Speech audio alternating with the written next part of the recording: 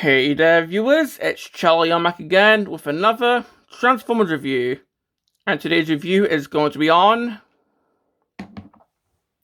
Legacy United Gears. Now this guy has definitely been a long time coming because, well, if you remember back in Kingdom, there was a huge poster that showed off the characters. And, well, amongst those characters were Polar Claw and Gears. And those guys just ended up not being in Kingdom. I don't know, maybe a wave was cut because waves 4 and 5 of Kingdom were kind of messy. Or maybe it was just budget reasons, I don't know. But Gears and Polar Claw just ended up not being in Kingdom. But finally, in the Legacy United, we finally have Gears. Polar Claw has to still wait, unfortunately, but hey, still being hopeful. But for Gears here, what's it left to wait? Well, let's find out. And, well, let's start off with the box. So, we've got the standard United packaging here. So, of course, we've got the visible window where you'd see him, and there's actually something notable which I'll talk about later. But here we've got a picture of Gears in vehicle mode. Here, it says G1 Universe Gears, well, also about Gears, but still, G1 Universe. I'm pretty sure that this is the first time in Legacy where the G1 Universe has actually been mentioned, because, of course, we got Prime Universe, Armada Universe, Animated Universe, etc., but the G1 Universe characters, they never mentioned that. It just said stuff like Kickback, or Beachcomber, or Dead End. But it seems that starting with United, it's going to start saying G1 Universe for the characters. So, yeah, okay. This side, we've got Gears in robot mode. Here we got a close-up of his unique shaped face. Of course, we've got one half of the mural. This seems to be the more used half, because we've got Prime here just about to strike Magmatron. The back, we've got Gears in both modes. And here, it actually shows that his chest can lift up. This is, of course, a reference to Changing Gears, where, well, Gears had some sort of personality component, which, if removed, turned him from a grumpy douchebag to a really nice guy. So you can actually lift his chest up to replicate that episode. So, yeah. And I bet if Gears was released in Kingdom, then this feature would not be included. So, yeah. And that's pretty much it for the box.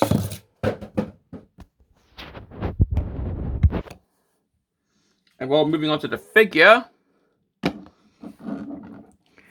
Well, he's a blue pickup truck with red accents. Just like how he was back in G1. So, looking at the details. Well, of course, we got the front grille here, got the headlights, got the red bumper. Here we have the Autobot insignia right on the hood there. Got a bit of silver right there. The windows are actually just painted on instead of being translucent, because I think they're starting to experiment with just painted on windows. Because we have this, got the Select 5-pack with Hound, which is just painted on windows. Because, I mean, I can sort of see why with translucent windows. I mean, they can be fragile. Just look at Jazz. But, like, they aren't phasing out translucent windows entirely, because Origins Wheeljack has them.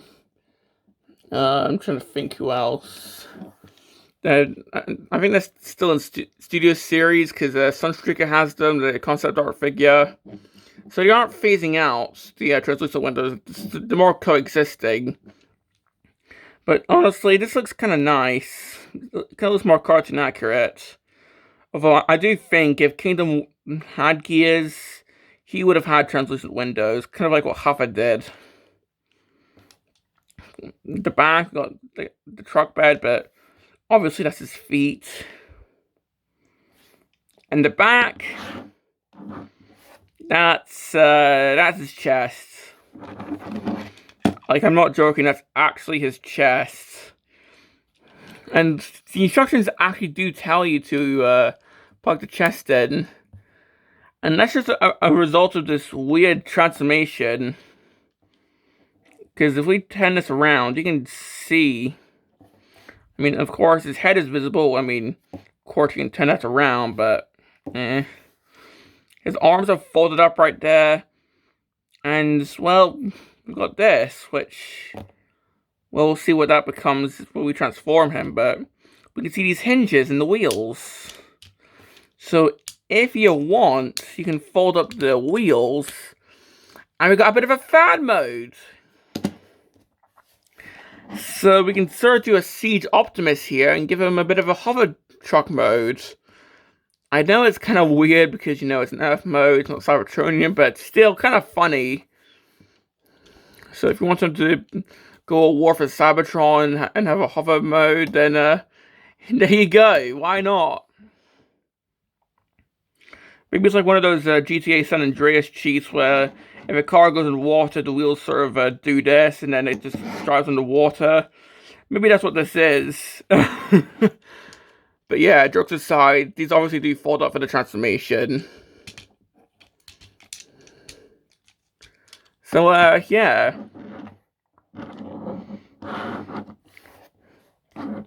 Now, for accessories, well, he only comes with one accessory, although the box does list two, but we'll get to the second accessory in robot mode. But for his actual accessory, a gun. Just a normal gun. And of course, you can just plug this wherever you want on the figure. So you can plug this up front, like so. You can plug this further back if you want. You got some ports up top if you want. What the instructions tell you to do is to plug it into here. And honestly, yeah, that works. That actually works.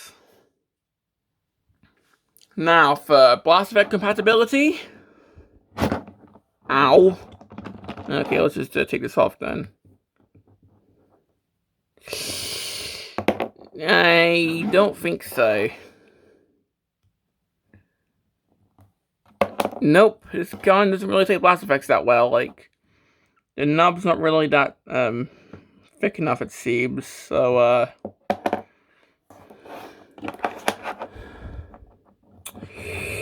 unfortunately, you can't really plug in blast effects.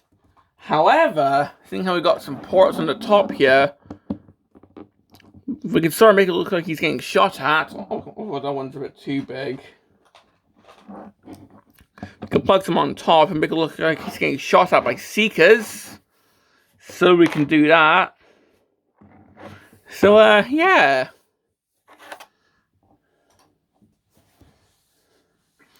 And that's pretty much it for the vehicle mode.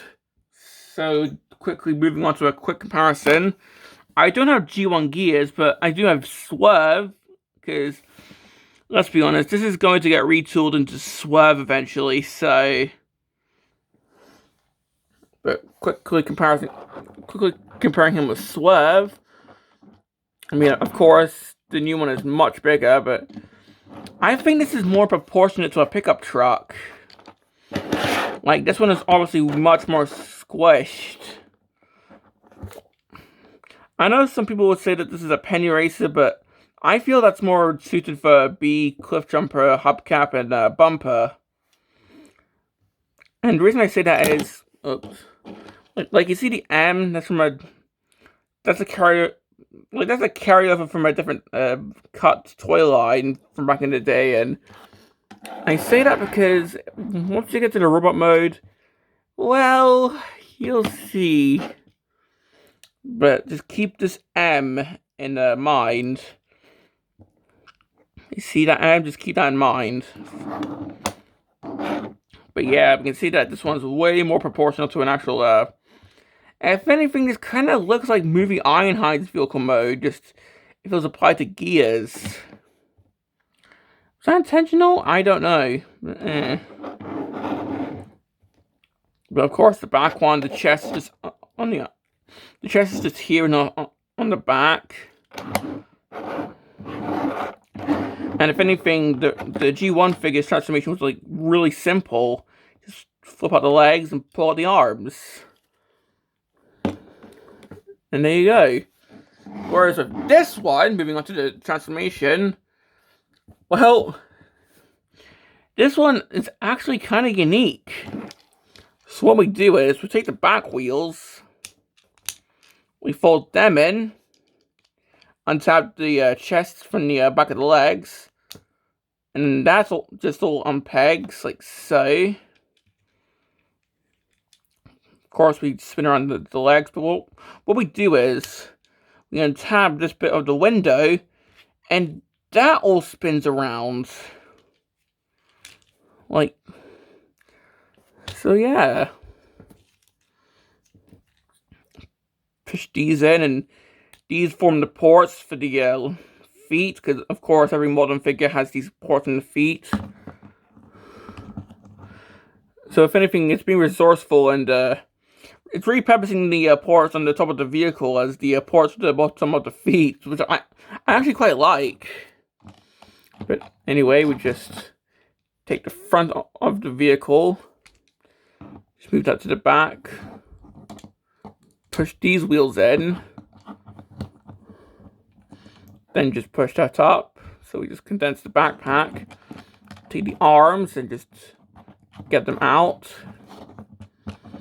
Now remember, this was once the back wheels. We fold this up, move the chest down, and just tap that in. Get the arms down. And here we have gears in robot mode, and that transformation is actually kind of ingenious. Like, they could have easily emulated how the original one transforms, just with more steps, but no, they didn't. They actually took the liberty to make it, like, of course, this is not complicated, but when you do it for the first time, it's actually really fun. Like, this is a fun transformation. Because the back wheels just fold up into his chest. I mean, dude, that is actually really fun. And the resulting robot mode, well, we can just see that this is gears. This is straight up gears. Looking at the head, it's got the unique head shape that Gears has, where he has the, I guess, side bits that the toy had. Although, of course, he has the cartoon-accurate head. I feel that if they do a small foot, like the orange and red redeco, they'll retool the head to be, like, they'll make the head toy-accurate. Like, that's what I think that they'll do. If they retool this into small foot, they'll make the head toy accurate. Now, if you remember, I showed that, well, Gears' original toy had this letter M. Of course, that's from a cut toy line that Gears debuted in. I think it's called Mysterians. Of course, for years we thought it meant microchange, but yeah, a few years ago that was debunked. Well, if we look at the back of this guy's head, he has that! He actually has that as a cute little reference. I mean, oh my... Dude! Like, when I first saw this, I just thought, oh my god, that is amazing.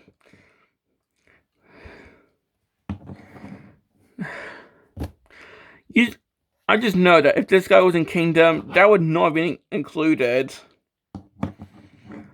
Like, it's small details like this that makes me realize how passionate the current team is.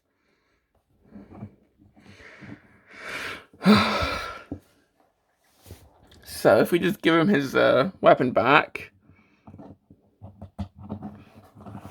of course, can't really shoot with it because, well, boss effects don't really work that well. And now he's proving me wrong, so you can sort of balance it on, but it doesn't stay on that well. But, well, one thing that you can do, of course, he's right at the top of the vehicle. So you can just plug these on here, so you can sort of have, like, rocket feet if you want. Or as I showed in my shard review, that's what Tracy did that 3 times fast, but of course in my review of Shard, the armorizer, I plugged some of her parts into here. And of course there's ports everywhere to plug armorizers in, so you can go crazy.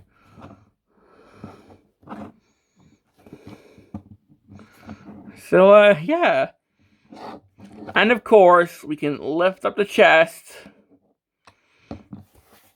And that is where the personality components would be.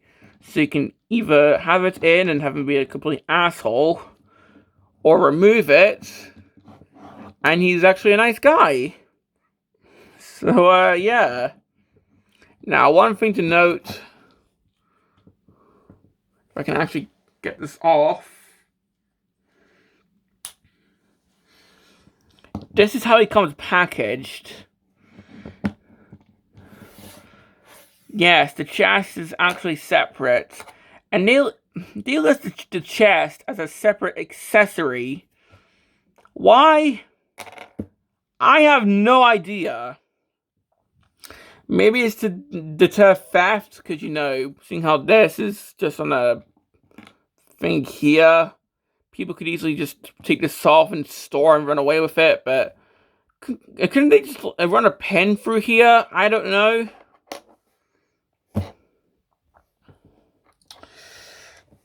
Yeah, I have no idea.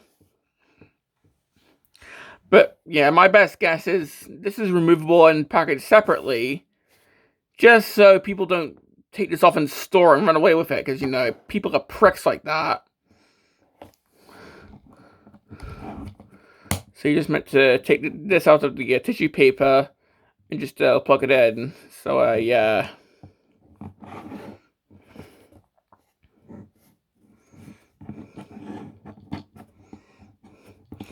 And of course, with the gun, if you don't want him holding it, well, the gun could just, like, store here if you want. So, yeah.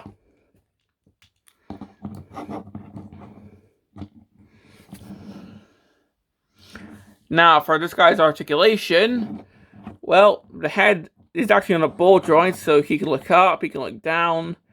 He can sort of do a 360, although, of course, it does sort of push this out the way. The arms can do a 360 around. He can T-pose. Double jointed elbow for the transformation. Bicep rotation. Wrist rotation. Waist rotation. He can kick forward. He can kick back. Got a 90 degree at the knee there. Thigh swivel. He can do the splits. And really good ankle pivot. So yeah, for quite the asshole, this guy is quite poseable.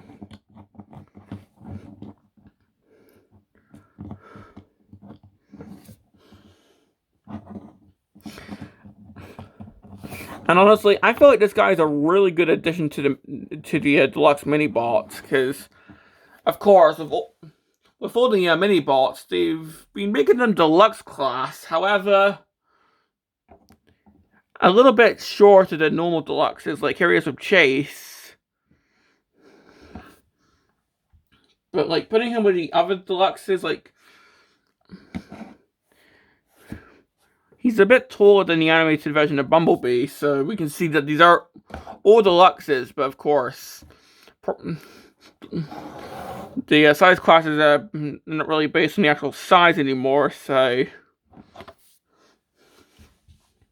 But if we put them next to the other G1 mini bots, so...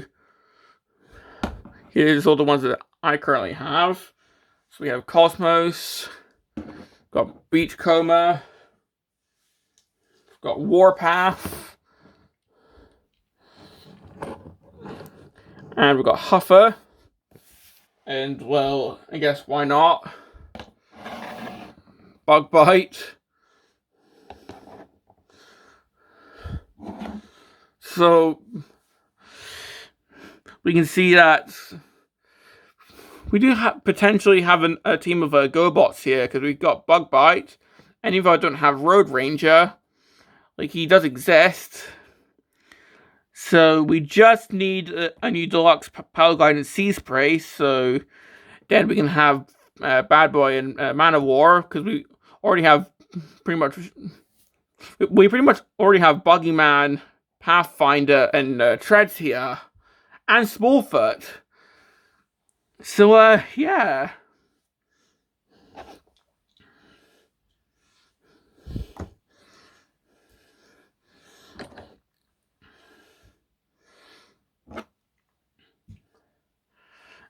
So just putting, like, the two Ultimate Complainers together. So, yeah.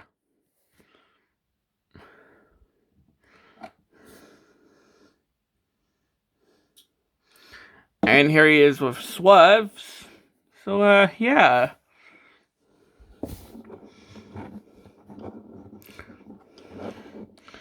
I do wonder what the Swerve retool would look like. Of course, a different head. But, like, would they retool the chest as well? I mean, it's possible, because seeing how this is technically a separate piece, so...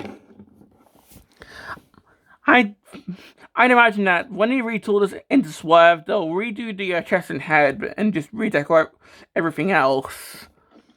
So, yeah. And that's pretty much all I have to say about this guy. Complaints? Well, honestly, I can't really think of that many, because overall, this is a solid figure. But if I were to think of complaints, honestly... The fact that you can't really move the head that much without it untabbing the backpack. Maybe it's just like, maybe if the head, like, was able to be pushed forward, so you could, have it go full 360 without untabbing the backpack, you know, because it does collide. And also, maybe just run a pen through this. Like, I get why this is packed separately, but still. Like, say someone buys this online, and it arrives like this. It arrives like this. People are probably going to assume that it's a defective one with something difficult to put the chest in. But no, that's how it's meant to be, because you're meant to unravel the tissue paper to get the accessories, with the chest being one of them, and then just attach the chest yourself. I mean, I do understand why they're doing this, to stop, like, theft in shops, because there's people going around taking the heads off of figures, and with the chest being removable, well, you know, but I think they could have just put a pen through here, so it's not removable, but hey, I'm not a toy company, I don't, so yeah, my biggest gripes are just, maybe you run a pen through here, and I wish that this didn't really collide with the backpack when moving the head, because otherwise, this is a solid figure. I like this figure. Like, this is definitely worth the wait since Kingdom. I mean, I do wish that we also had Polar Claw, but hey, hopefully one day. And well, do I recommend this figure? Of course I recommend this figure. Obviously, like, G1ers are going to buy this to complete this, like, well, to be one step closer to completing the 84 cast. If you're just a fan of Legacy overall, then of course get this. If you're just a casual collector and get this, no matter like what kind of collector you are, I recommend this figure because it's simple, it's easy and fun to transform, it's addictive to transform. I mean, seriously, I just love this figure. So, yeah. Well, this has been my review on Legacy United Gears, and this is Charlie Young, signing off.